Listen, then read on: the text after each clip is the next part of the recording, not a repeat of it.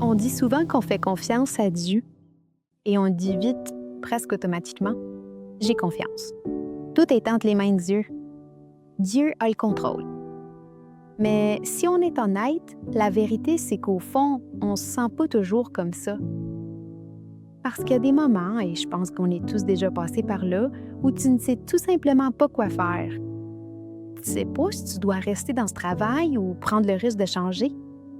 Tu ne sais pas si tu dois continuer à te battre pour une relation qui ne t'apporte plus rien ou accepter avec douleur que c'est peut-être le moment de lâcher prise. Tu ne sais pas si tu dois déménager, commencer quelque chose de nouveau, dire oui ou dire non.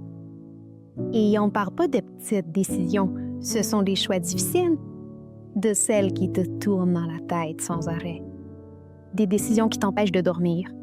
Des décisions où chaque option semble avoir un prix à payer. Et là, il se passe quelque chose de très humain, quelque chose que je vois tout le temps. Tu dis que tu as confiance, mais à l'intérieur, tu restes inquiet. Tu pries, mais la peur ne disparaît pas. Tu cherches des signes en espérant que quelque chose te dise quoi faire et tu finis par tout analyser et réanalyser. Et c'est là que la tête n'arrête plus. Les questions commencent. Et si je me trompe? Et si je perds quelque chose d'important? Et si après, je le regrette? L'incertitude. Ça ne veut pas dire que tu manques de foi, ça veut dire que tu es humain. Et la vraie question, c'est pas si tu vas ressentir de l'incertitude. La question, c'est d'où vas-tu décider quand tu n'as pas toutes les réponses? C'est pour ça qu'aujourd'hui, je vais te parler de la confiance. Pas quand absolument tout est parfaitement réglé, mais dans ces moments où tu ne vois pas l'intégralité du chemin devant toi et que tu dois quand même continuer d'avancer. Quand on fait face à des décisions importantes, l'incertitude n'apparaît pas parce qu'on manque de foi. Elle apparaît parce qu'on n'a pas le contrôle total. Et ça, évidemment, ça dérange. Notre esprit fonctionne comme ça. Il a besoin de ressentir une certaine sécurité pour prendre des décisions. Quand il ne l'a pas, le corps se met en alerte. On commence à trop réfléchir, à tourner en rond, à remettre à plus tard, ou on décide vite juste pour arrêter de ressentir cette tension.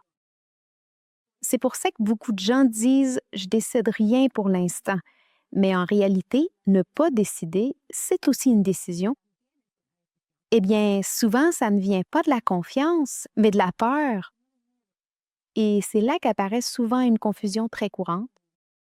On pense que faire confiance à Dieu, c'est ne pas avoir de doute, ne pas avoir peur, ne pas se poser de questions. Mais la Bible ne présente jamais la foi de cette façon. Faire confiance à Dieu, ça ne veut pas dire ne pas ressentir d'incertitude. Ça veut dire apprendre à continuer d'avancer sans laisser cette incertitude prendre les décisions à ta place. Il y a un passage très connu que tu as sûrement entendu plus d'une fois, mais qui mérite qu'on s'y attarde, avec un peu plus de calme. Il se trouve dans Proverbes, chapitre 3, verset 5. Il dit ceci: « Confie-toi en l'Éternel de tout ton cœur et ne t'appuie pas sur ta propre sagesse. » Ça ne veut pas dire que Dieu te dit de ne pas penser, de ne pas analyser, de ne pas prendre le temps d'évaluer quoi que ce soit. Au contraire, le livre des Proverbes nous invite encore et encore à réfléchir avec sagesse, à prendre le temps de méditer et à chercher des conseils. En d'autres mots, ce passage nous dit quelque chose de très simple. Ne prends surtout pas de décision uniquement par toi-même, en ne comptant que sur tes propres forces. Parce que lorsque l'incertitude finit par arriver, il arrive bien trop souvent que l'on laisse la peur prendre le dessus. Puis la peur, elle n'est jamais une bonne conseillère. Et le même passage continue en disant autre chose. Il dit ceci: « Reconnais-le dans tous tes chemins, et il rendra tes sentiers droits. » Et regarde bien, il ne promet pas une clarté totale. Il promet que Dieu t'accompagne pendant que tu avances. Faire confiance à Dieu, c'est pas dire « Dieu, dis-moi tout avant que je fasse un pas ». C'est pouvoir dire « Dieu, je marche avec toi pendant que je prends ma décision ». En consultation, on le voit tout le temps, les gens prennent de meilleures décisions. Quand ils ne se sentent pas seuls face à des choix difficiles. Et c'est justement ce que la foi offre, une relation qui soutient, même quand il n'y a pas de certitude. Faire confiance à Dieu ne veut pas dire que l'incertitude va disparaître, mais plutôt qu'elle cesse de gouverner tes décisions. Dans la Bible, la foi véritable n'apparaît jamais comme un simple état statique où tout est clair, mais plutôt comme un long cheminement personnel où avancer avec persévérance dans la bonne direction est bien plus primordial que le fait d'avoir déjà toutes les réponses. Bien souvent, on n'avance pas, non pas parce que Dieu ne nous a pas parlé, mais parce qu'on attend que tout soit clair. Et Dieu n'a jamais promis de nous donner ça. Le psaume 37 part de ça d'une façon très simple et très sage. Il dit ceci. Ce texte ne dit pas « comprends tout ton chemin ». Il dit « confie-le ». Dans la Bible, confier, c'est pas se résigner. C'est pas non plus rester sans rien faire. C'est mettre le poids du chemin entre les mains de Dieu pendant que toi, tu continues d'avancer. Le psaume ne promet pas que Dieu va t'expliquer chaque étape. Il promet que Dieu est présent et qu'il agit pendant que tu t'avances. Et ça change tout. Faire confiance à Dieu, c'est pas agir sans réfléchir. Ça veut dire utiliser la raison, mais pas pour vouloir tout contrôler. Réfléchir, évaluer, demander conseil, puis quand même accepter que tout ne dépend pas de nous. C'est là qu'est la différence entre être prudent et être autosuffisant. Faire confiance à Dieu, ça ne veut pas dire arrêter d'être responsable. Ça veut dire vivre cette responsabilité accompagnée par lui. Les personnes qui attendent d'être sûres à 100% avant de décider, souvent ne sont pas vraiment prudentes. Au fond, elles évitent le malaise qui vient avec le fait de prendre une décision. Et éviter le risque, c'est pas toujours de la sagesse. Parfois, ce qui ressemble à de la prudence, en réalité, c'est de la peur. Avoir vraiment confiance, c'est pas que la peur disparaisse. C'est apprendre à décider même quand la peur est là. Faire confiance à Dieu, donc, c'est pas vivre en attendant des signes d'une manière extraordinaire tout le temps. C'est avancer avec une fidélité constante dans chaque aspect de ce que tu sais déjà être juste et garder la foi qu'il fait patiemment sa part pendant que tu avances quotidiennement. Au milieu de l'incertitude, il se passe quelque chose de très courant. Beaucoup d'entre nous disent « Je veux savoir ce que Dieu veut ». Mais si on est honnête, en pratique, bien souvent on fait autre chose. On veut que Dieu confirme ce qu'on a déjà décidé. Et c'est là que les signes commencent à apparaître. Pas des signes bibliques, là, mais des signes qu'on fabrique nous-mêmes. Des choses comme ça. Si on m'appelle aujourd'hui, c'est Dieu. Si cette personne m'écrit, c'est un signe. Si j'entends ce mot, c'est Dieu qui me parle. Si telle chose arrive, alors là, je sais quoi faire. Ça te dit quelque chose? Allez, fais attention à ça. Ce n'est pas si mal de vouloir de la direction. Le problème, c'est de demander à Dieu de confirmer ce qu'on a déjà décidé. Si on est honnête, là, on ne fait pas vraiment confiance. On essaie juste de se calmer vite parce que l'incertitude nous dérange. Ici, c'est important de faire attention parce que faire confiance à Dieu, c'est pas le mettre à l'épreuve pour qu'il agisse selon nos convictions. La foi n'a pas besoin de preuves constantes. Elle fonctionne à partir de l'obéissance à ce que Dieu a déjà révélé. Dieu ne joue pas avec les signes pour valider nos caprices. Il ne se laisse pas manipuler par des signes qu'on fabrique nous-mêmes. D'autres fois, on ouvre la Bible, mais pas pour écouter, juste pour appuyer ce qu'on a déjà décidé. On lit en cherchant une phrase qui colle avec notre plat.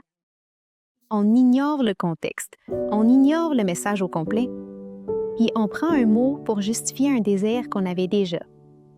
Ça non plus, ce n'est pas du discernement. C'est utiliser les Écritures comme caution de sa propre volonté.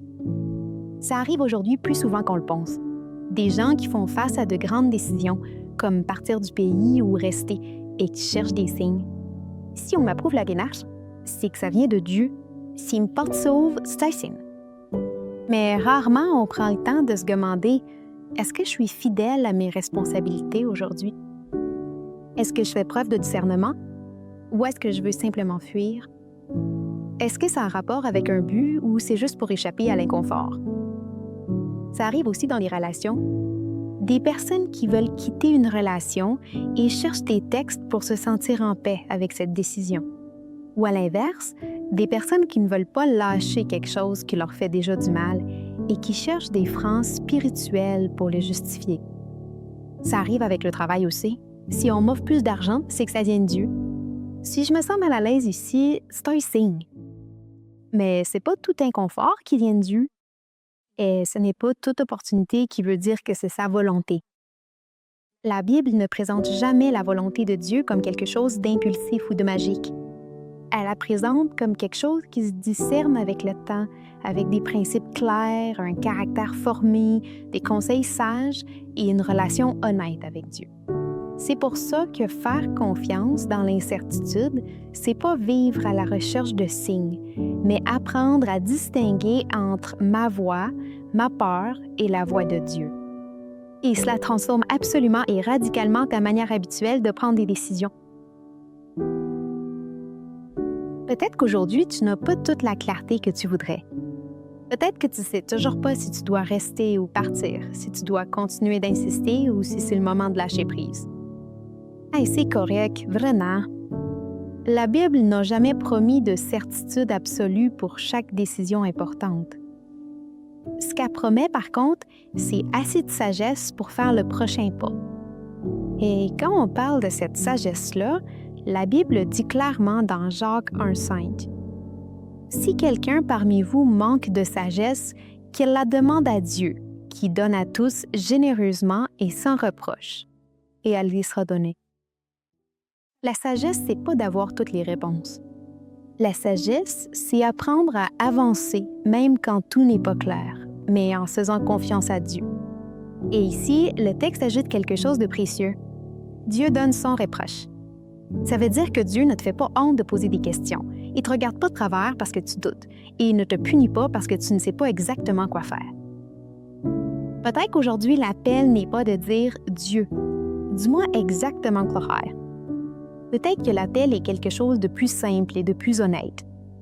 Dieu, apprends-moi à décider avec toi, pas à partir de la peur, pas sous la pression, pas avec l'anxiété de me tromper, mais à partir d'une relation vivante où je fais confiance, même si je n'ai pas toutes les réponses, et j'avance, même si le chemin n'est pas encore complètement clair.